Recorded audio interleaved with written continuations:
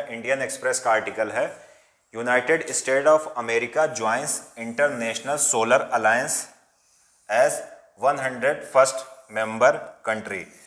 America ने जो भारत द्वारा संचालित एक इंटरनेशनल सोलर अलायंस है उसकी मेंबरशिप ज्वाइन कर ली है, या अमेरिका भी इंटरनेशनल सोलर अलायंस का मेंबर बन गया है।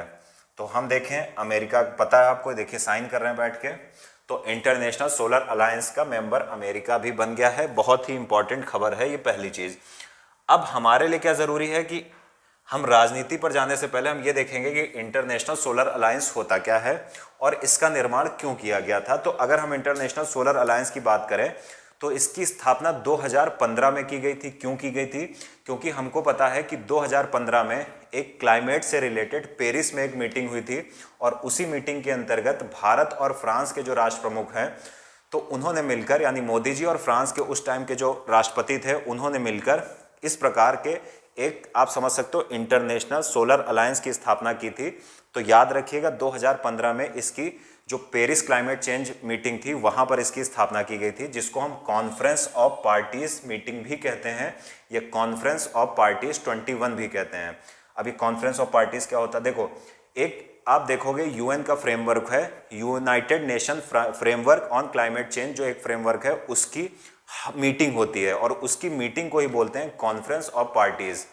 तो याद रखिएगा, जो 2015 में क्लाइमेट चेंज से रिलेटेड जो पेरिस में, फ्रांस के पेरिस में एक मीटिंग हुई थी, वहां पर मोदी जी के द्वारा और फ्रांस के जो प्रमुख थे उनके द्वारा इंटरनेशनल सोलर अलायंस की स्थापना की गई थी। सबसे पहले चीज, अब ये था क्या, पहले ये समझ लेते हैं। देखिए, ये था क्या? ये एक प्रकार का, एक समझ सकते हो ऑर्गेनाइजेशन था, या दूसरे शब्दों में समझ सकते हो ये एक प्रकार का फोरम है जो दुनिया के देशों को एक स्थान पर या एक प्लेटफॉर्म पर लेकर आता है, ताकि जिन देशों के पास फाइनेंस है, जिन देशों के पास सोलर टेक्नोलॉजी है, वो उन देशों को फाइनेंस और उन देशों को टेक्नोलॉजी स्थानांतरण करें जो फाइनेंस अफोर्ड नहीं कर सकते हैं, या जिनके पास सोलर एनर्जी को यूज करने की टेक्नोलॉजी नहीं है, या सोलर एनर्जी को यूज करने के लिए धन नहीं है।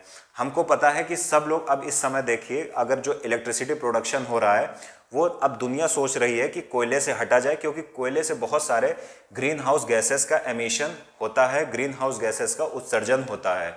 तो जब इंटरनेशनल सोलर अलायंस की स्थापना का जो मुख्य उद्देश्य यही था कि जो भी इलेक्ट्रिसिटी की नीड है, जो विद्युत उत्पादन करने की नीड है, अगर हम उसमें सोलर एनर्जी का यूज करें तो इससे क्या होगा कि हम जो हमारे परंपरागत जो साधन है जिनका यूज करके हम बिजली का उत्पादन करते हैं और जिससे पर्यावरण को नुकसान होता है, उनसे बचा जा सकता है।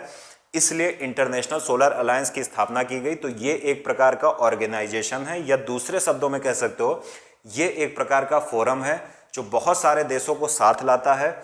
और ये क्या करता है कि जो देश पैसे वाले हैं, जो देश टेक्नोलॉजी वाले हैं, वो पैसा देंगे कमजोर देशों को, डेवलपिंग नेशंस को, वो टेक्नोलॉजी देंगे डेवलपिंग नेशन को, ताकि वो भी सोलर एनर्जी का यूज कर सके और दुनिया का जो इन्वायरमेंट है, जो क्लाइमेट चेंज की समस्या है, उसको टैकल किया जा सके। अगर हम शुरुआत की बात करें, शुरुआत में केवल इसकी जो मेंबरशिप थी वो उन्हीं देशों के लिए थी जो ट्रॉपिक ऑफ कैंसर और ट्रॉपिक ऑफ कैप्रिकॉर्न के बीच स्थित थे, यानी कर्क रेखा और मकर रेखा के बीच वाले ही देश इसमें मेंबर बन सकते थे।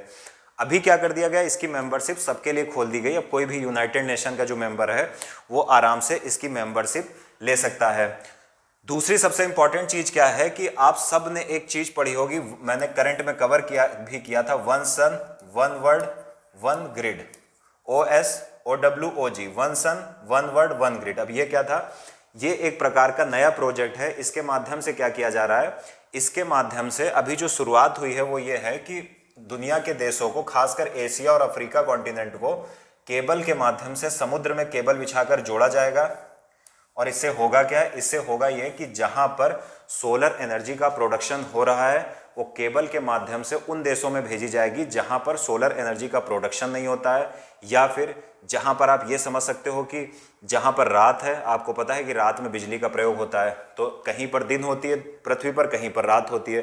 तो जहां पर दिन है वहां पर सोलर एनर्जी से इलेक्ट्रिसिटी प्रोड्यूस करके या सोलर एनर्जी को ही केबल के माध्यम से उन देशों में भेजा जा सकता है जहां पर रात है। इससे होगा क्या? इससे सबसे बड़ा फायदा यह है कि वहां पर जो कोयले का प्रयोग या आप समझो कि क्रूड ऑयल का प्रयोग इलेक्ट्रिसिटी प्रोडक्शन के लिए होता है वो नहीं होगा, तो इससे भी क्लाइमेट चेंज नहीं होगा, यानी हमारा एनवायरनमेंट बचा रहेगा। साथ ही साथ one world one sun one world one grid के माध्यम से उन देशों को भी सोलर एनर्जी ट्रांसफर की जाएगी जो सोलर एनर्जी जहां पहुंचती नहीं है। यानी अगर आप ऐसे समझो कि मान लो कि कर्क रेखा के जो उत्तर वाले देश हैं वहां पर बहुत ज़्यादा सोलर एनर्जी नहीं पहुंचती है, तो अगर समुद्र में केबल बिछाकर भेजा जाए तो हम उन देशों को भी सोलर एनर्जी भेज सकते हैं जो सूर्य के दायरे से बाहर हैं, साथ ही साथ जहां पर रात है। तो इस जो one sun one world one grid योजना है इसको भी कौन इंप्लीमेंट कर रहा है? International solar alliance. यानी इसके लिए भी जो नोडल एजेंसी है, जो इंप्लीमेंटिंग एजेंसी है, वो इंटरनेशनल सोलर अलायंस है, पहली चीज। दूसरी चीज क्या है? इंटरनेशनल सोलर अलायंस का हेडक्वार्टर कहाँ है? ये बहुत इंपॉर्टेंट है। इसका हेडक्वार्टर कहाँ पर है? इसका हेडक्वार्टर गुरुग्राम में है, यानी गुरुग्राम हरियाणा में है। तो ये एकमात्र इंटरनेशनल एजेंसी है जिसका हेडक्वार्टर इंडिया में ही है। तो याद रखिएगा, ये एकमात्र इंटरनेशनल एजेंसी है जिसका हेडक्वार्टर इंडिया में है, इसलिए ये इंपॉर्टेंट हो जाता है। दूसरी चीज क्या है?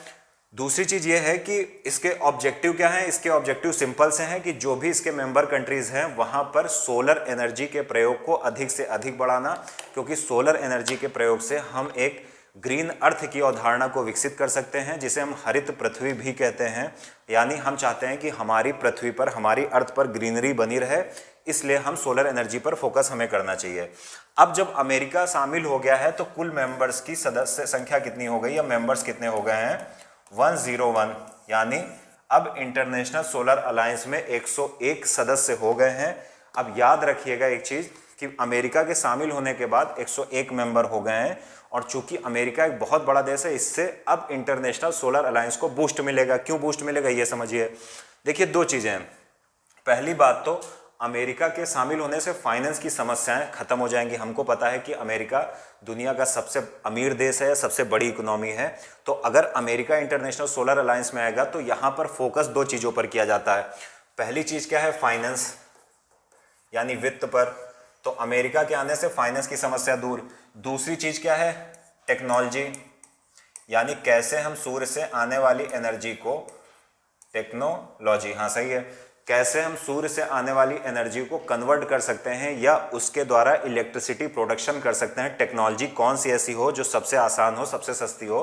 तो अमेरिका सोलर टेक्नोलॉजी में भी दुनिया के देशों से बहुत आगे है।